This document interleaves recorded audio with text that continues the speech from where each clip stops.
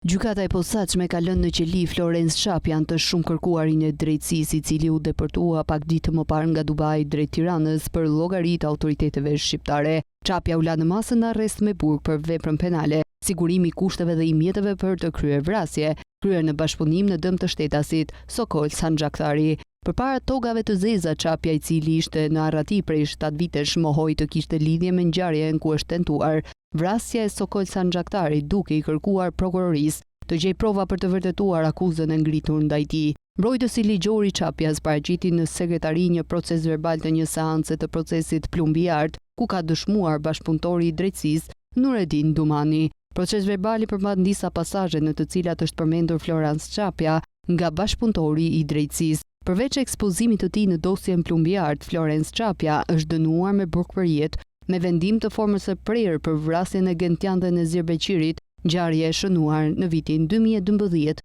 në qytetin e Elbasanit. Ai po ashtu akuzohet edhe për vrasjen e oficerit Fadil Mema në vitin 2006. Gjykata e Elbasanit pushoi çështjen ndaj tij me argumentin se nuk gjeti prova të mjaftueshme për të implikuar Çapjan në këtë ngjarje, vendim që u la në fuqi edhe nga gjykata e Durrësit. Vendimi u rekursua nga prokuroria në gjykatën e lartë, teksa me vendim të shkallës së tretë të gjyqësorit kjo çështje është rikthyer sërish për rigjykim në gjykatën e Elbasanit.